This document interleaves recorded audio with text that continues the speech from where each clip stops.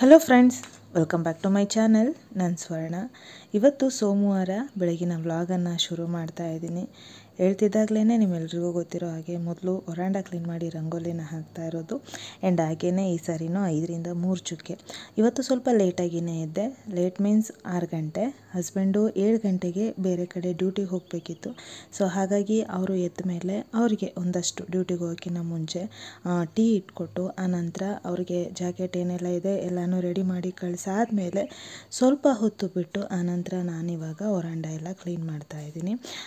So ನೋಡ್ತಾ ಇರ್ಬೋದು ನೀವು, ರಂಗೋಲಿ ಪ್ರತಿ ಸಾರಿ ಹೇಳೋ ಹಾಗೆ ಕೆಮ್ಮಣ್ಣನ್ನು ಯೂಸ್ ಮಾಡಿಕೊಂಡು ಬಿಡಿಸೋದ್ರಿಂದ ತುಂಬಾ ಚೆನ್ನಾಗಿ ಕಾಣುತ್ತೆ. ಲೋಟಸ್ ಡಿಸೈನನ್ನು ನಾನಿವತ್ತು ಬಿಡಿಸ್ತಾ ಇದ್ದೀನಿ. ಕಮಲದ ಹೂಗಳ ಡಿಸೈನು ಬೇರೆ ಬೇರೆ ಥರ ಎಲ್ಲ ಬಿಡಿಸ್ಬೋದು. ಪ್ರತಿಯೊಂದು ಡಿಸೈನು ಸಹ ತುಂಬಾ ಚೆನ್ನಾಗಿರುತ್ತೆ. ಅದರಲ್ಲಿ ಇದು ಒಂದು. ನನಗೆ ಈ ಕಮಲದ ಡಿಸೈನ್ ತುಂಬಾ ಇಷ್ಟ. ಸೊ ಹಾಗಾಗಿ ಇದನ್ನು ಬಿಡಿಸಿದ್ದೀನಿ. ನೋಡ್ತಾ ಇರ್ಬೋದು ಹೇಗೆ ಕಾಣ್ತಾ ಇದೆ ಅಂತ. ಸಿಂಪಲ್, ವಿತಿನ್ 7 to 8 ಮಿನಿಟಲ್ಲೆಲ್ಲ ರಂಗೋಲಿ ಆಗಿಬಿಡುತ್ತೆ. ಅದಾದ ನಂತರ ತುಳಸಿ ಕಟ್ಟೆ ಮುಂದೆನೂ ಸಹ ರಂಗೋಲಿ ಹಾಕ್ತಾ ಇದ್ದೀನಿ. ನಾನಿಲ್ಲಿ ರಂಗೋಲಿ ಹಾಕುವಾಗ ಡಾಟ್ಗಳಿಗೋಸ್ಕರ ಕೆಮ್ಮಣ್ಣನ್ನು ಯೂಸ್ ಮಾಡ್ತೀನಿ. ಸೊ ಕೆಮ್ಮಣ್ಣಿಂದ ಡಾಟ್ಸ್ನ ಹಾಕಿ ಆನಂತರ ಎಳೆಗಳನ್ನು ರಂಗೋಲಿ ಪೌಡರಿಂದ ಹಾಕ್ತೀನಿ. ಕಾಂಟ್ರಾಸ್ಟ್ ಕಲರ್ ಆಗಿರೋದ್ರಿಂದ ತುಂಬಾ ಚೆನ್ನಾಗಿ ಕಾಣುತ್ತೆ. ಸೊ ಇದಕ್ಕೆ ನೀವು ಬೇಕಾದರೆ 4 ಕಾರ್ನರ್ ಏನು ಬರುತ್ತೆ ಅಲ್ಲಿ ಎಕ್ಸ್ಟ್ರಾ ಡಿಸೈನ್ಸನ್ನು ಮಾಡಿಕೊಂಡ್ರೆ ಇನ್ನೂ ದೊಡ್ಡದಾಗಿ ಬಿಡಿಸ್ಬೋದು, ಚೆನ್ನಾಗಿ ಕಾಣುತ್ತೆ. ನುಲ್ಕೆ ರಂಗೋಲಿಗೆ ಇದೊಂದು ಬೆಸ್ಟ್ ಎಕ್ಸಾಂಪಲ್ ಅಂತ ಹೇಳ್ಬೋದು. ನೀವು ಎಷ್ಟು ಬೇಕಿದ್ರೂ ದೊಡ್ಡದಾಗಿ ಬಿಡಿಸ್ಕೋಬೋದು. ಇದನ್ನು ಎಕ್ಸ್ಟ್ರಾ ಡಿಸೈನ್ ಮಾಡ್ಕೋತಾ ಹೋದರೆ ಇನ್ನೂ ಚೆನ್ನಾಗಿ ಕಾಣುತ್ತೆ. ಸೊ ತುಳಸಿ ಮುಂದೆ ಚಿಕ್ಕದಾಗಿ ಬಿಡಿಸ್ಬೇಕು ಅನ್ನೋ ಕಾರಣಕ್ಕೆ ನಾನು ಅಷ್ಟಕ್ಕೆ ಸ್ಟಾಪ್ ಮಾಡಿದೆ. ಅದಾದ ನಂತರ ಸ್ನಾನ ಮಾಡ್ಕೊಂಡು ಬಂದು ನಾನಿವಾಗ ತಿಂಡಿಗೆ ರೆಡಿ ಮಾಡ್ತಾ ಇದ್ದೀನಿ. ದೋಸೆ ಹಿಟ್ಟನ್ನು ಮಾಡಿದ್ದೆ, ಆಲ್ರೆಡಿ ಬ್ಯಾಟರ್ ರೆಡಿ ಇತ್ತು. ಜಸ್ಟ್ ಅದಕ್ಕೆ ಒಂದು ಕರಿ ಮಾಡಬೇಕಿತ್ತು. ಚಟ್ನಿ ಮಾಡಿದ್ರೆ ಮಕ್ಕಳು ಯಾರೂ ತಿನ್ನಲ್ಲ. ಇವನ್ ಮಧ್ಯಾಹ್ನ ಬಾಕ್ಸ್ಗೆ ಹಾಕೊಂಡು ಹೋಗ್ಬೇಕಾಗಿರೋದ್ರಿಂದ ಮಕ್ಕಳಿಗಷ್ಟು ಇಷ್ಟ ಆಗಲ್ಲ. ನನಗೂ ಚಟ್ನಿ ಸ್ವಲ್ಪ ಡೌಟ್ ಹೊಡೆಯುತ್ತೆ. ಮಧ್ಯಾಹ್ನ ಎಷ್ಟೋ ಸಾರಿ ಚಟ್ನಿ ಮಾಡಿಕೊಟ್ಟಾಗ ಅವರು ತಿಂದೆ ಹಾಗೆ ಬಂದಿರ್ತಾರೆ. ಅದಕ್ಕೋಸ್ಕರ ಕರಿ ಅಥವಾ ಗ್ರೇವಿ ಈ ಥರ ಏನಾದರೂ ಮಾಡ್ತಿರ್ತೀನಿ. ಇವತ್ತು ಅಷ್ಟೇ ಮಿಕ್ಸ್ಡ್ ವೆಜಿಟೇಬಲ್ನ ಯೂಸ್ ಮಾಡಿ ನಾನೊಂದು ಕರಿ ಮಾಡೋಣ ಅಂತ ಅಂದ್ಕೊಂಡೆ.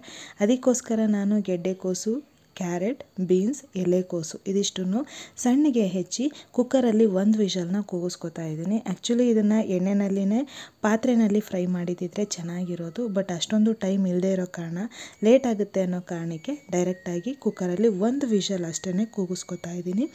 ಸೊ ಇವಾಗ ಮಸಾಲೆನ ರೆಡಿ ಮಾಡ್ಕೊಳ್ಳೋಣ ಗ್ರೇವಿಗೆ. ನಾನು ಅದಕ್ಕೋಸ್ಕರ ಈರುಳ್ಳಿ, ಗೋಡಂಬಿ ಮತ್ತು ಟೊಮ್ಯಾಟೊ ಇಷ್ಟೇ, ಬೇರೆ ಏನೂ ಯೂಸ್ ಮಾಡ್ತಾ ಇಲ್ಲ. ಸೊ ನುಣ್ಣಗೆ ರುಬ್ಕೊಂಡ್ರೆ ಮಸಾಲೆ ರೆಡಿ ಆಗುತ್ತೆ. ಆ್ಯಂಡ್ ಇವತ್ತು ನಾನು ಮಡಿಕೆನಲ್ಲಿ ಅಡುಗೆ ಮಾಡ್ತಾಯಿದ್ದೀನಿ, ಮಣ್ಣಿನ ಪಾತ್ರೆಯಲ್ಲಿ. ತುಂಬ ದಿನದಿಂದ ಆಸೆ ಇತ್ತು ಸ್ನೇಹಿತರೆ, ನಿಮ್ಗೆ ಹೇಳಿದ್ದೆ ಒಂದು ವಿಡಿಯೋದಲ್ಲಿ. ಅದಕ್ಕೋಸ್ಕರ ಮೈಸೂರಿಗೆ ಹುಡುಕೊಂಡೋಗಿದ್ದೆ, ಸಿಗಲಿಲ್ಲ. ಫೈನಲಿ ನನ್ನ ತಮ್ಮ ತಂದುಕೊಟ್ಟ. ಸೊ ಇದಕ್ಕೆ 250 ರೂಪಾಯಿ ಅಂತೆ. 3 ಗ್ಲಾಸ್ ಅಕ್ಕಿನ ಇದರಲ್ಲಿ ಬಾಯ್ಲ್ ಮಾಡ್ಬೋದು, ಅಷ್ಟೊಂದು ಕ್ವಾಂಟಿಟಿ ಹಿಡಿಸುತ್ತೆ ಇದು. ಸೊ ನಾನಿವಾಗ ಇಲ್ಲಿ ಎಣ್ಣೆನ ಹಾಕಿ ಸೋಂಪು, ಚಕ್ಕೆ, ಲವಂಗ, ಹಾಗೆಯೇ ಏಲಕ್ಕಿ, ಜೊತೆಗೆ ಮರಾಠಿ ಮೊಗ್ಗು, ಅನಾನಸ್ ಹೂವು ಮತ್ತು ಪಲಾವ್ ಎಲೆ ಇದಿಷ್ಟನ್ನು ಹಾಕಿ ಫ್ರೈ ಮಾಡಿ ಆನಂತರ ಈರುಳ್ಳಿ ಮತ್ತು ಮೆಣಸಿನ್ಕಾಯಿನೂ ಸಹ ಹಾಕಿದ್ದೀನಿ. ಸೊ ಇದು ಚೆನ್ನಾಗಿ ಫ್ರೈ ಆದಮೇಲೆ ಸ್ವಲ್ಪ ಅರಿಶಿನ ಮತ್ತು ಶುಂಠಿ ಬೆಳ್ಳುಳ್ಳಿ ಪೇಸ್ಟನ್ನು ಹಾಕಿದ್ದೀನಿ. ನಂತರದಲ್ಲಿ ರುಬ್ಬಿಟ್ಕೊಂಡಿರುವಂಥ ಮಸಾಲೆ ಇದಿಷ್ಟನ್ನು ಹಾಕಿ ಮಸಾಲೆ ಹಸಿ ವಾಸನೆ ಹೋಗೋ ತನಕನೂ ಎಣ್ಣೆಯಲ್ಲಿ ಫ್ರೈ ಮಾಡಬೇಕು. ನಂತರ ನಾನಿಲ್ಲಿ ಅಚ್ಚಕಾರದ ಪುಡಿ, ಧನಿಯಾ ಪುಡಿ, ಹಾಗೆಯೇ ಗರಂ ಮಸಾಲ ಸಹ ಹಾಕ್ತಾಯಿದ್ದೀನಿ. ನಾನು ಮಣ್ಣಿನ ಪಾತ್ರೆ ಆಗಿರೋದ್ರಿಂದ ಮೇ ಬಿ ಎಣ್ಣೆ ಜಾಸ್ತಿ ಹಿಡಿಸುತ್ತೇನೋ ಅಂತ ಎಣ್ಣೆ ಜಾಸ್ತಿ ಹಾಕ್ತೆ. ಬಟ್ ಆಲ್ರೆಡಿ ನಾನು ಅದನ್ನು ನೀರಿನಲ್ಲಿ ಚೆನ್ನಾಗಿ ನೆನೆಸಿದ್ರಿಂದ ಜಾಸ್ತಿ ಏನು ಎಣ್ಣೆ ಹಿಡಿಸ್ಲಿಲ್ಲ ಸ್ನೇಹಿತರೆ. ಅದೊಂದು ಖುಷಿಯಾಯಿತು ನನಗೆ.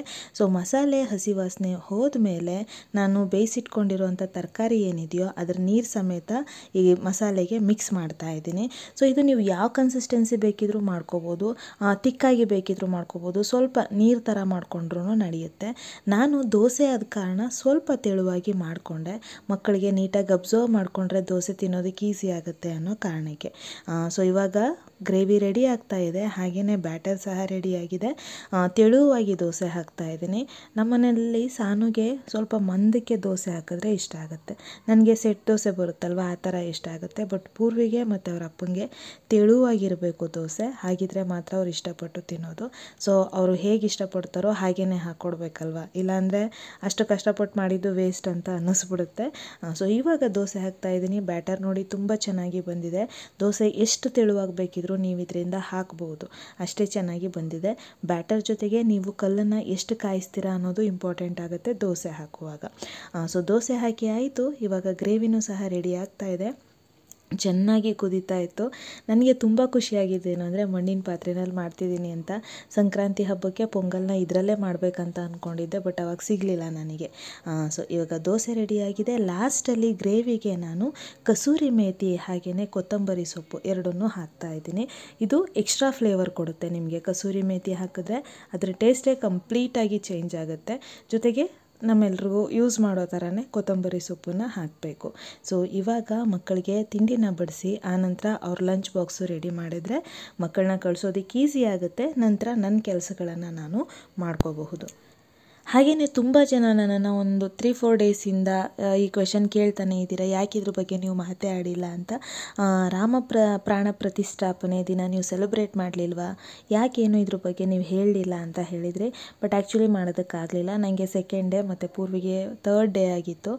ಸೊ ಹಾಗಾಗಿ ನೈವೇದ್ಯ ಮಾಡೋದಾಗಲಿ ಏನೂ ಮಾಡೋದಕ್ಕಾಗಲಿಲ್ಲ. ಈವನ್ ರಜಾನೂ ಇರಲಿಲ್ಲ ನಮಗೆ. ಸೊ ಹಾಗಾಗಿ ಮಾಡೋದಕ್ಕಾಗಲಿಲ್ಲ, ಬೇಜಾರಾಯಿತು.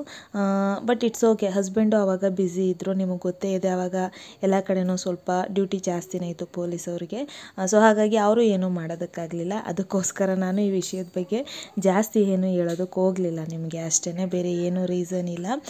ಸೊ ಇವಾಗ ಎಲ್ಲ ರೆಡಿ ಆಯಿತು, ಮಕ್ಕಳನ್ನೆಲ್ಲ ಕಳಿಸಿ ಆನಂತರ ನಾನಿವಾಗ ಪೂಜೆ ಮಾಡ್ತಾಯಿದ್ದೀನಿ. ಸ್ನಾನ ಮಾಡಿದ ತಕ್ಷಣ ಪೂಜೆ ಮಾಡಿದ್ರೆ ಚೆನ್ನಾಗಿರುತ್ತೆ ಅಂತ ಅನಿಸುತ್ತೆ, ಫ್ರೆಶ್ ಆಗಿ ಮಾಡ್ಬೋದು ಅಂತ. ಬಟ್ ಕೆಲವೊಂದಷ್ಟು ಜವಾಬ್ದಾರಿಗಳಿರೋದ್ರಿಂದ ಟೈಮ್ ಕೀಪ್ ಅಪ್ ಮಾಡೋ ದೃಷ್ಟಿಯಿಂದ ಮಕ್ಕಳನ್ನ ಕಳಿಸಿದ್ರೆ ಆನಂತರ ಆರಾಮಾಗಿ ಮಾಡ್ಕೋಬೋದು ಅನ್ನೋದು ನನ್ನ ಇಂಟೆನ್ಷನ್. ಹಿಂದಿನ ದಿನವೇ ನಾನು ದೇವ್ರ ಮನೆ ಕ್ಲೀನ್ ಮಾಡಿ ದೇವ್ರ ಪಾತ್ರೆ ಎಲ್ಲ ತೊಳೆದಿಟ್ಟಿದ್ದೆ. ಅದರಿಂದ ಸ್ವಲ್ಪ ಅಡ್ವಾಂಟೇಜ್ ಆಯಿತು, ಕೆಲಸ ಬೇಗ ಮುಗಿಸೋದಕ್ಕೆ ಈಸಿ ಆಯಿತು ನನಗೆ. ಸೊ ಇವಾಗ ದೇವರಿಗೆ ಅರಿಶಿನ ಕುಂಕುಮ ಎಲ್ಲನೂ ಹಚ್ಚಿ ಹಾಗೆ ಹೂವಿಂದ ಅಲಂಕಾರ ಮಾಡಿ ಪೂಜೆ ಮಾಡಿದರೆ ಅಲ್ಲಿಗೆ ಆಲ್ಮೋಸ್ಟ್ 80% ಕೆಲಸ ಮುಗಿಯುತ್ತೆ. ನನ್ನ ದಿನ ತಿಂಡಿ ಆಗಿರಲಿಲ್ಲ. ಹಸ್ಬೆಂಡ್ 7 ಗಂಟೆಗೆ ಹೊರಟೋಗಿದ್ದರಿಂದ ನನ್ನ ತಮ್ಮಂಗೆ ಕಾಲ್ ಮಾಡಿದೆ ನಾನು. ಸೊ ಅವನು ಆನ್ ದ ವೇ ಅಲ್ಲೇ ಡ್ಯೂಟಿ ಹೋಗ್ತಾ ಇದ್ದಾನೆ, ನನ್ನ ಸ್ಕೂಲ್ ದಾರಿನಲ್ಲಿನೇ. ಹಾಗಾಗಿ ನಾನೇ ಡ್ರಾಪ್ ಮಾಡ್ತೀನಿ ಅಂತ ಹೇಳ್ದೆ. ಸೊ ಓಕೆ ಅಂತ ಹೇಳಿ ಅವ್ನು ಬರೋ ತನಕ ಪೂಜೆ ಎಲ್ಲ ಮಾಡಿ ಮುಗಿಸಿದ್ರೆ ರೆಡಿಯಾಗಿ ಆನಂತರ ತಿಂಡಿ ತಿನ್ಬೋದು ಅಂತ ಅಂದ್ಕೊಂಡೆ. ಆ್ಯಂಡ್ ಇವಾಗ ನೋಡ್ತಾ ಇರ್ಬೋದು ನೀವು, ಹೊಸ್ತಲಿಗೆ ರಂಗೋಲಿ ಹಾಕ್ತಾಯಿದ್ದೀನಿ.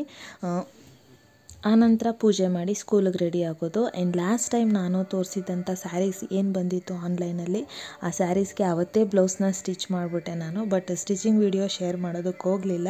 ಇವತ್ತು ಅದರಲ್ಲಿ ಒಂದು ಸ್ಯಾರಿನ ವೇರ್ ಮಾಡೋಣ ಅಂತ ಅಂದ್ಕೊಂಡಿದ್ದೀನಿ. ಅದು ಯಾವುದು ಅಂತಂದರೆ ಬ್ಲೂ ಕಲರ್ ಸ್ಯಾರಿ ಇತ್ತಲ್ವ, ವೈಟ್ ಪ್ರಿಂಟೆಡ್ ಇತ್ತಲ್ಲ.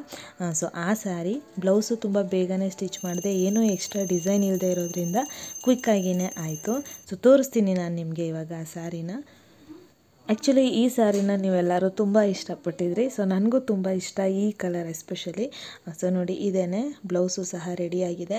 Blouse almost navy blue blouse ಎಲ್ಲೆಲ್ಲಿಗೆಲ್ಲ ವೇರ್ ಮಾಡ್ಬೋದು ಅದಕ್ಕೆ ಮ್ಯಾಚ್ ಮಾಡ್ಕೋಬೋದು.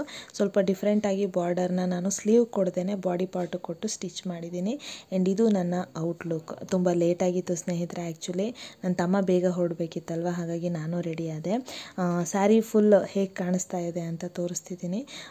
ಒಂಥರ ಚೆನ್ನಾಗಿತ್ತು. ಇನ್ನೊಂದು ಬೇಗನೆ ವೇರ್ ಮಾಡ್ಬೋದು, ತುಂಬ ರಫ್ ಕ್ಲಾತ್ ಆ ಥರ ಏನಿಲ್ಲ, ಕ್ವಿಕ್ಕಾಗಿ ಸ್ಯಾರಿನ ವೇರ್ ಮಾಡ್ಬೋದು. ಅಷ್ಟೊಂದು ಸ್ಮೂತ್ ಕ್ಲಾತ್ ಇದೆ ಮತ್ತು ಔಟ್ಲುಕ್ಕು ಅಷ್ಟೇ ಚೆನ್ನಾಗಿ ಕಾಣುತ್ತೆ. ಸೊ ನಾನಿವಾಗ ರೆಡಿಯಾಗಿ ಆಯಿತು, ನಾನು ನನ್ನ ತಮ್ಮ ತಿಂಡಿ ಮಾಡಾಯಿತು. ಆ ನಂತರದಲ್ಲಿ ಇವಾಗ ಸ್ಕೂಲ್ಗೆ ಹೊರಡೋದಕ್ಕೆ ಬ್ಯಾಗೆಲ್ಲ ಪ್ಯಾಕ್ ಮಾಡ್ಕೋತಾ ಇದ್ದೀನಿ. ಸೊ ಸ್ಕೂಲಿಂದ ಬಂದಮೇಲೆ ಮತ್ತೆ ವಿಡಿಯೋನ ನಾನು ಕಂಟಿನ್ಯೂ ಮಾಡ್ತೀನಿ. ಸ್ಯಾರಿ ವೇರ್ ಮಾಡಿ ತೋರಿಸ್ಬೇಕು ಅಂತ ಅಂದ್ಕೊಂಡಿರಲಿಲ್ಲ, ಬಟ್ ತುಂಬ ಜನ ಇತ್ತೀಚೆಗೆ ನೀವು ಸ್ಯಾರಿನಲ್ಲಿ ಹೇಗೆ ಕಾಣ್ತೀರಾ ಅಂತ ತೋರಿಸೇ ಇಲ್ಲ ಅಂತಿದ್ರಿ.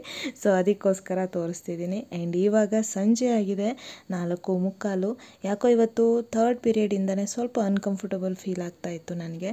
ಬಂದ ತಕ್ಷಣ ತಲೆ ಸ್ನಾನ ಮಾಡಬೇಕನ್ನೋ ಥರ ಫೀಲ್ ಆಗ್ತಿತ್ತು.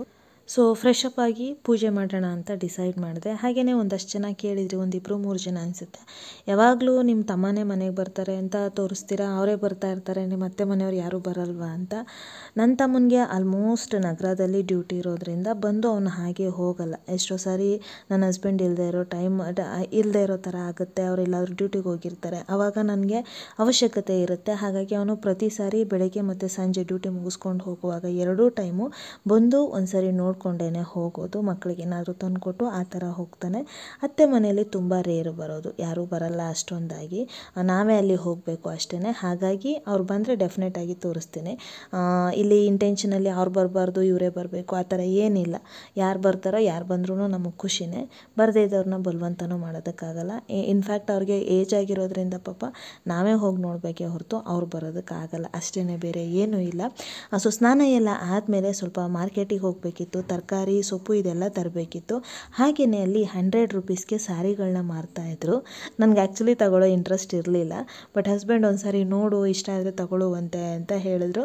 ಸೊ ಸುಮ್ಮನೆ ಹೋಗಿ ನೋಡಿದೆ, ಒಂದು 5 ಸ್ಯಾರಿನ ತಗೊಂಡೆ. ಯಾಕಂದರೆ ಅವ್ರು ಹೇಳಿದ್ದೆ ಹಾಗೆ 5 ಸ್ಯಾರಿ ತೊಗೊಂಬಿಡಿ ಮೇಡಮ್ 500 ರೂಪೀಸ್ಗೆ, ಬೇಗ ಸೇಲ್ ಮಾಡಿ ಹೋಗಬೇಕು ನಾವು ಅಂತ ಅವರು ಅಂತ ಇದ್ದರು. ನಾನು 1-2 ತಗೊಳ್ಳೋಣ ಅಂತ ಅಂದ್ಕೊಂಡೆ, ಬಟ್ ಒಪ್ಪಲಿಲ್ಲ ಅವರು.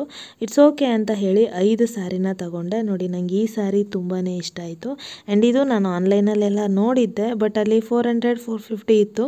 ಇಲ್ಲಿ ಬರೀ 100 ರೂಪೀಸ್, ನಾನೆಲ್ಲೋ ಯೂಸ್ ಮಾಡಿರೋದೇನೋ ಅಂತ ಅಂದ್ಕೊಂಡೆ, ಬಟ್ ಬ್ಲೌಸ್ ಪೀಸು ಅಲ್ಲೇ ಇದೆ. ಸೊ ಅದು ನನಗೆ ಸ್ವಲ್ಪ ಓಕೆ, ಹಂಗಿದ್ರೆ ಇದು ಯೂಸ್ಡ್ ಅಲ್ಲ ಅಂತ ಅನ್ನಿಸ್ತು. ಮೇ ಬಿ ರಿಜೆಕ್ಟೆಡ್ ಪೀಸಸ್ ಅಥವಾ ಡ್ಯಾಮೇಜ್ಡ್ ಪೀಸಸ್ ಇರ್ತಾವಲ್ಲ ಆ ಥರ ಇರ್ಬೋದು ಅಂತ ಅಂದ್ಕೊಂಡೆ. ಯಾಕಂದರೆ ಬ್ಲೌಸ್ ಪೀಸಸ್ ಅಲ್ಲೇ ಇದ್ದರೆ ಯಾರೂ ಯೂಸ್ ಮಾಡಿರಲ್ಲ ಅಂತ ಅನ್ಕೋತೀನಿ. ಸೊ ಈ 5 ಸ್ಯಾರಿನ ತೊಗೊಂಡೆ. ವಾಶ್ ಮಾಡಿ ಯಾವುದಾದ್ರೂ ವೇರ್ ಮಾಡಿದ್ರೆ ಡೆಫಿನೆಟಾಗಿ ನಿಮಗೆ ತೋರಿಸ್ತೀನಿ ನಾನು. ಸೊ ಅದಾದ ನಂತರ ಅವರೆಕಾಳನ್ನು ತಂದಿದ್ದೆ, ಹಾಗೆ ಸೊಪ್ಪು ತಂದಿದ್ದೆ. ಇವತ್ತು ಸೊಪ್ಪಿಂದು ಉಪ್ಪು ಸಾಂಬಾರು ಮಾಡಿ ಮುದ್ದೆ ಮಾಡೋಣ ಅಂತ. ಉಳಿದಿದ್ದ ಅವರೆಕಾಳನ್ನ ಬಿಡಿಸಿಟ್ಕೋತೀನಿ. ಇನ್ನೂ ಒಂದು 2-3 kg ತಂದು ಬಿಡಿಸಿಟ್ಕೊಂಡು ಹಿತ್ಕವರೆ ಬೇಳೆ ಮಾಡಬೇಕು ಅಂತ ಅಂದ್ಕೊಂಡಿದ್ದೀನಿ. ಸೊ ಟೈಮ್ ಸಿಗ್ತಾ ಇಲ್ಲ ಇವಾಗ, ಬಟ್ ಸೀಸನ್ ಮುಗಿಯೋದ್ರೊಳಗೆ ತಗೋಬೇಕು ಅದನ್ನು. ಸೊಪ್ಪೆಲ್ಲ ಬಿಡಿಸಿ ಆನಂತರ ನಾನೀಗ ನೈಟ್ ಡಿನ್ನರ್ನ ರೆಡಿ ಮಾಡಬೇಕು. ನೋಡಿ ಈಗ ಸೊಪ್ಪೆಲ್ಲ ಬಿಡಿಸಿ ಸಣ್ಣಗೆ ಹೆಚ್ಕೊಂಡಿದ್ದೀನಿ. ಅದನ್ನು ಒಂದು 3-4 ಸಾರಿ ತೊಳೆದು ಕುಕ್ಕರಲ್ಲಿ ಅವರೆಕಾಳು ಜೊತೆ ವಿಷಲ್ ಕೂಗಿಸ್ಕೊತೀನಿ. ಓಪನ್ ಪಾತ್ರೆಯಲ್ಲಿ ಬೇಯಿಸೋದಕ್ಕೆ ಹೋಗಲ್ಲ, ಟೈಮ್ ಜಾಸ್ತಿ ಹಿಡಿಸುತ್ತೆ. ಮತ್ತು ನನಗೆ ಅದು ಬೆಂದಿದೆಯಾ ಬೆಂದಿಲ್ವಾ ಅಂತ ಸ್ಯಾಟಿಸ್ಫೈನೇ ಆಗಲ್ಲ. ಸೊ ಹಾಗಾಗಿ ನಾನು ಕುಕ್ಕರಲ್ಲಿ ಡೈರೆಕ್ಟಾಗಿ ಕೂಗಿಸ್ಕೊತೀನಿ. ಬೆಟರ್ ಇದು, ಮುಂದೆ ನಿಂತ್ಕೋಬೇಕು ಅಂತಲೂ ಅನಿಸಲ್ಲ, ಜೊತೆಗೆ ಬೇರೆ ಕೆಲಸಗಳನ್ನು ಮಾಡ್ಕೊಳ್ಳೋದಕ್ಕೆ ಈಸಿ ಆಗುತ್ತೆ ಅಂತ. ಸೊ ಇವಾಗ ಒಂದು ವಿಷಲ್ ಅಷ್ಟೇ ಕೂಗಿಸಿದ್ದು. ಅದಾದ ನಂತರ ನೀರನ್ನು ಬಸ್ಕೊಂಡು ಇದರಲ್ಲಿ ನಾನಿವಾಗ ಪಲ್ಯ ಮಾಡ್ಕೋತೀನಿ. ತುಂಬ ಸಾರಿ ಕೆಲವೊಂದಷ್ಟು ಜನ ಹೇಳ್ತಿರ್ತೀರ, ನೀವು ಮಾಡೋ ಥರ ಅಡುಗೆ ಮಾಡಲ್ಲ ನೀವು ಸ್ವಲ್ಪ ಡಿಫ್ರೆಂಟಾಗಿ ಮಾಡ್ತೀರಾ ಅಂತ, ಎಸ್ಪೆಷಲಿ ಉಪ್ಪು ಸಾಂಬಾರು ರೆಸಿಪಿನ ತೋರಿಸಿದಾಗ. ಸೊ ನನಗೆ ಮಕ್ಕಳು ತಿನ್ನೋದಕ್ಕೆ ಇಷ್ಟಪಟ್ಟು ಹೇಗೆ ತಿಂತಾರೆ ಅದ್ರ ಬೇಸ್ ಮೇಲೆ ಮಾಡ್ಕೊಂಡು ಹೋಗ್ತೀನಿ ನಾನು. ಸೊ ಇವಾಗ ಪಲ್ಯಕ್ಕೆ ನಾನು ಬಾಣಲೆಗೆ ಎಣ್ಣೆ, ಈರುಳ್ಳಿ, ಮೆಣಸಿನ್ಕಾಯಿನ ಹಾಕಿ ಕಲರ್ ಚೇಂಜ್ ಆದಮೇಲೆ ಬೇಯಿಸಿಟ್ಕೊಂಡಿರೋ ಸೊಪ್ಪು, ಅವರೆಕಾಳು, ರುಚಿಗೆ ತಕ್ಕಷ್ಟು ಉಪ್ಪು ಆಲ್ರೆಡಿ ಹಾಕಿದ್ದೆ, ಟೇಸ್ಟ್ ನೋಡಿಕೊಂಡು ಹಾಕಬೇಕು. ಆನಂತರ ರೆಗ್ಯುಲರಾಗಿ ನಾನು ಪಲ್ಯಕ್ಕೆ ಯೂಸ್ ಮಾಡುವಂಥ ಪೌಡರು, ಇದು ಎಲ್ಲ ಅಂಗಡಿಗಳಲ್ಲೇ ಸಿಗುತ್ತೆ ಸ್ನೇಹಿತರೆ. ಚಿತ್ರಾನ್ನದ ಪೌಡರ್ ಅಥವಾ ಸಾಂಬಾರು ಪುಡಿ ಅಂತ ಹೇಳಿ ಡೆಫಿನೆಟಾಗಿ ಕೊಡ್ತಾರೆ. ಸೊ ಅದನ್ನು ಹಾಕಿ ಹಾಗೆಯೇ ಕಾಯಿ ತುರಿನೂ ಹಾಕಿದ್ದೀನಿ. ಅಲ್ಲಿಗೆ ಪಲ್ಯ ರೆಡಿ ಆಯಿತು. ನಂತರ ಉಪ್ಪು ಸಾಂಬಾರು ಮಾಡಬೇಕು. ಹುರುಳಿಕಾಳು, ಅಲಸಂದೆ, ಹೆಸರು ಕಾಳು ಇದನ್ನು ಬೇಯಿಸಿದಾಗ ನಿಮಗೆ ಉಪ್ಪು ಸಾಂಬಾರು ಸ್ವಲ್ಪ ತಿಕ್ಕಾಗಿ ಬರುತ್ತೆ, ಟೇಸ್ಟಿಯಾಗಿರುತ್ತೆ.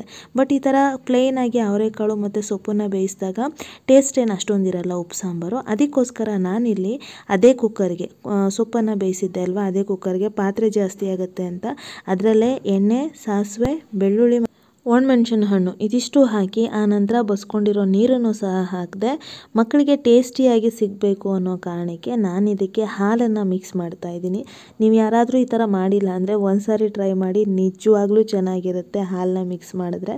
ಬಟ್ ಹಾಲು ಹಾಳಾಗಿರಬಾರ್ದು ಅಷ್ಟೇ, ಚೆನ್ನಾಗಿರಬೇಕು ಹಾಲು. ಸೊ ಡೆಫಿನೆಟಾಗಿ ಟೇಸ್ಟ್ ವೈಸ್ ಆಸಮ್ ಆಗಿರುತ್ತೆ. ಅದಾದ ನಂತರ ನಾನಿಲ್ಲಿ ರುಚಿಗೆ ತಕ್ಕಷ್ಟು ಉಪ್ಪು ಹಾಗೆಯೇ ಕಾಯಿ ತುರಿನ ಹಾಕ್ತಾಯಿದ್ದೀನಿ. ಬೇಕಿದ್ರೆ ಕೊತ್ತಂಬರಿ ಸೊಪ್ಪನ್ನು ಸಹ ನೀವು ಇದಕ್ಕೆ ಹಾಕೋಬೋದು. ಅಲ್ಲಿಗೆ ಇವತ್ತು ಉಪ್ಪು ಸಾಂಬಾರು, ಮುದ್ದೆ ಹಾಗೆ ಅವರೆಕಾಳು ಪಲ್ಯ ರೆಡಿಯಾಗಿದೆ. ಊಟ ಮಾಡಿ ಆದಮೇಲೆ ನಾನು ಇವತ್ತಿನ ಗ್ರಾಮರ್ನ ನಿಮಗೆ ಹೇಳ್ಕೊಡ್ತೀನಿ. ಒಂದು ಖುಷಿಯಾಗಿದ್ದೇನು ಅಂದರೆ ತುಂಬ ಜನ ಸ್ಕೂಲ್ ಮಕ್ಕಳು ನನ್ನ ವಿಡಿಯೋ ನೋಡ್ತಿದ್ದಾರೆ ಅನ್ನೋದು. ಇವತ್ತು ಕಾಲಗಳ ಬಗ್ಗೆ ತಿಳ್ಕೊಳ್ಳೋಣ. ನಿಮ್ಮೆಲ್ರಿಗೂ ಗೊತ್ತೇ ಇದೆ, ಟೆನ್ಸ್ ಅಂತ ಕರಿತೀವಿ ಇಂಗ್ಲೀಷಲ್ಲಿ ಅಲ್ವಾ. ಸೊ ಕಾಲಗಳಲ್ಲಿ 3 ವಿಧ ಬರ್ತವೆ ಅಥವಾ 3 ಥರದ ಕಾಲಗಳು ಬರ್ತವೆ. ಯಾವುದ್ಯಾವುದು ಅಂದರೆ ವರ್ತಮಾನ ಕಾಲ, ಭೂತಕಾಲ ಮತ್ತು ಭವಿಷ್ಯತ್ ಕಾಲ. ಇದರಲ್ಲಿ ವರ್ತಮಾನ ಕಾಲ ಅಂದರೆ ಪ್ರೆಸೆಂಟ್ ಟೆನ್ಸ್ ಬರುತ್ತೆ, ಭೂತಕಾಲ ಅಂದರೆ ಪಾಸ್ಟ್ ಟೆನ್ಸ್, ಹಾಗೆಯೇ ಭವಿಷ್ಯತ್ ಕಾಲ ಅಂತಂದರೆ ಫ್ಯೂಚರ್ ಬರುತ್ತೆ. ಸೊ ಇದನ್ನು ಕನ್ನಡದಲ್ಲಿ ಹೇಗೆ ಕಂಡುಹಿಡಿಯೋದು? ನಿಮಗೆ ಕಾಂಪಿಟೇಟಿವ್ ಎಕ್ಸಾಮ್ಗೆ ಒಂದು ಸೆಂಟೆನ್ಸ್ನ ಕೊಟ್ಟು ಇದು ಯಾವ ಕಾಲವನ್ನು ಸೂಚಿಸುತ್ತೆ ತಿಳಿಸಿ ಅಂತ ಕೊಡ್ತಾರೆ.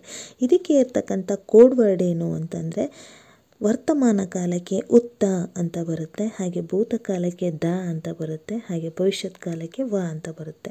ಇದನ್ನು ಈಸಿಯಾಗಿ ದ ಉತ್ತ ವ ಅಂತ ನೀವು ನೆನ್ಪಿಟ್ಕೋಬೋದು. ದ ಉತ್ತ ವ. ದ ಭೂತಕಾಲಕ್ಕೆ ಬರುತ್ತೆ, ಉತ್ತ ವರ್ತಮಾನ ಕಾಲಕ್ಕೆ ಬರುತ್ತೆ, ಮತ್ತು ವ ಭವಿಷ್ಯತ್ ಕಾಲಕ್ಕೆ ಬರುತ್ತೆ. ಹಾಗಿದ್ರೆ ಸೆಂಟೆನ್ಸ್ ಹೇಗೆ ಬರುತ್ತೆ, ಹೇಗೆ ಕಂಡುಹಿಡಿಬೋದು ಅನ್ನೋದನ್ನು ನೋಡೋದಾದರೆ, ವರ್ತಮಾನ ಕಾಲ ಅನ್ನೋದು ಏನನ್ನು ಸೂಚಿಸುತ್ತೆ, ಇನ್ನೇನು ಈ ಕ್ಷಣದಲ್ಲಿ ಅವನು ಈ ಕೆಲಸನ ಮಾಡ್ತಾನೆ ಅನ್ನೋ ಥರ ಇದ್ದರೆ ಆ ಸೆಂಟೆನ್ಸು, ಅದನ್ನು ವರ್ತಮಾನ ಕಾಲ ಅಂತ ಕರೀತಾರೆ. ಆಯಿತಾ. ಸೊ ಫಾರ್ ಎಕ್ಸಾಂಪಲ್, ರವಿ ಊಟ ಮಾಡುತ್ತಾನೆ, ಇನ್ನೇನು ತಿಂತಾನೆ ಅವನು ಅಂತ. ಇಲ್ಲಿ ನೋಡಿ, ಮಾಡುತ್ತಾನೆ, ಮಾಡುತ್ತಾ ಉತ್ತ ಬಂದಿದೆ ಅಲ್ಲಿ, ಹೌದಾ. ಹಾಗೆ ಕಿರಣ ಬರೆಯುತ್ತಾನೆ, ಅಲ್ಲೂ ಅಷ್ಟೇ ಉತ್ತ ಬಂದಿದೆ. ಹಾಗೆ ಆಶಾ ಹಾಡುತ್ತಾಳೆ, ಅಲ್ಲೂ ಅಷ್ಟೇ ಉತ್ತ ಬಂದಿದೆ. ಸೊ ಈ ಥರ ಬಂದಾಗ ಇದನ್ನು ನಾವು ವರ್ತಮಾನ ಕಾಲ ಅಂತ ಕರಿತೀವಿ. ತುಂಬ ಈಸಿಯಾಗಿ ಫೈಂಡ್ ಔಟ್ ಮಾಡ್ಬೋದು. ಕನ್ಫ್ಯೂಸ್ ಆದವ್ರಿಗೆ ಈ ಥರ ಕೋಡ್ ವರ್ಡನ್ನು ನೆನ್ಪಿಟ್ಕೊಳ್ಳಿ. ಇನ್ನು ಭೂತಕಾಲಕ್ಕೆ ಬಂದರೆ ನಾವು ನೋಡೋದಾದರೆ ಅದರಲ್ಲಿ ದ ಬರುತ್ತೆ ಕೋಡ್ ವರ್ಡು. ಸರೋಜ ಹಾಲು ಕುಡಿದಳು, ದ ಬಂದಿದೆ. ರಾಮ ಆಟ ಆಡಿದನು, ದ ಬಂದಿದೆ. ಅಬ್ಸರ್ವ್ ಮಾಡಿ. ಸುಮ ಪಾಠ ಓದಿದಳು, ಅಲ್ಲೂ ಅಷ್ಟೇ ದ ಬಂದಿದೆ. ಸೊ ಈ ಥರ ದ ಅಕ್ಷರ ಬಂದಾಗ ಅದನ್ನು ನಾವು ಭೂತಕಾಲ ಅಂತ ಈಸಿಯಾಗಿ ಫೈಂಡ್ ಔಟ್ ಮಾಡ್ಬೋದು. ಹಾಗೆಯೇ ನೆಕ್ಸ್ಟ್ ಬರ್ತಕ್ಕಂಥದ್ದು ಭವಿಷ್ಯತ್ ಕಾಲ. ಇಲ್ಲಿ ವ ಬರುತ್ತೆ, ಅಂದರೆ ಮಾಡ್ತಾನೆ, ಮುಂದೆ ಮಾಡಬಹುದು ಇದನ್ನು ಅನ್ನೋ ಥರ. ಸೊ ಅದರಲ್ಲಿ ನಾವು ನೋಡೋದಾದರೆ, ಕನಕ ಶಾಲೆಗೆ ಹೋಗುವಳು, ವ ಬಂದಿದೆ. ಅಬ್ಸರ್ವ್ ಮಾಡಿ. ರಾಮ ಕಾಡಿಗೆ ಹೋಗುವನು, ವ ಬಂದಿದೆ. ಅಮ್ಮ ಅಡಿಗೆ ಮಾಡುವಳು, ವ ಬಂದಿದೆ. ಸೊ ಈ ಥರ ವಕಾರಗಳು ಬಂದಾಗ ಅದನ್ನು ನಾವು ಭವಿಷ್ಯತ್ ಕಾಲ ಅಂತ ಕರಿತೀವಿ. ಕಾಲಗಳನ್ನು ಈಸಿಯಾಗಿ ಫೈಂಡ್ ಔಟ್ ಮಾಡ್ಬೋದು. ಬೈ ಚಾನ್ಸ್ ನಿಮಗೇನಾದರೂ ಕನ್ಫ್ಯೂಸ್ ಆಗುತ್ತೆ ಅಂದಾಗ ಈ ಕೋಡ್ ವರ್ಡನ್ನು ನೆನ್ಪಿಟ್ಕೊಳ್ಳಿ. ದ ಉತ್ತ ವ. ದ ಭೂತಕಾಲಕ್ಕೆ, ಉತ್ತ ವರ್ತಮಾನ ಕಾಲಕ್ಕೆ, ಹಾಗೆಯೇ ವ ಭವಿಷ್ಯತ್ ಕಾಲಕ್ಕೆ. ಸೊ ಸ್ನೇಹಿತರೆ, ಇದಾಗಿತ್ತು ನನ್ನ ಇವತ್ತಿನ ವಿಡಿಯೋ. ಹೋಪ್ ಈ ವಿಡಿಯೋ ನಿಮ್ಮೆಲ್ರಿಗೂ ಇಷ್ಟ ಆಗಿದೆ ಅಂತ ಅನ್ಕೋತೀನಿ. ಇಷ್ಟ ಆಗಿದರೆ ಪ್ಲೀಸ್ ಲೈಕ್ ಮಾಡಿ, ಶೇರ್ ಮಾಡಿ, ಹಾಗೆ ನನ್ನ ಚಾನಲ್ನ ಸಬ್ಸ್ಕ್ರೈಬ್ ಮಾಡಿ. ಒಂದು ಖುಷಿ ವಿಚಾರ ಏನು ಅಂದರೆ, ತುಂಬ ಜನ ಸ್ಕೂಲ್ ಮಕ್ಕಳು ಸಹ ನನ್ನ ವಿಡಿಯೋನ ಗ್ರಾಮರ್ಗೋಸ್ಕರ ನೋಡ್ತಿದ್ದಾರೆ ಅಂತ ಹೇಳಿದ್ರಿ. ಅದು ತುಂಬ ಖುಷಿಯಾಯಿತು. ಸೊ ಇಂಥ ಮತ್ತಷ್ಟು ವಿಡಿಯೋಗಳನ್ನು ಮತ್ತೆ ಮಾಡ್ತಾ ಇರ್ತೀನಿ ಅಂತ ಹೇಳ್ತಾ, ಥ್ಯಾಂಕ್ ಯು.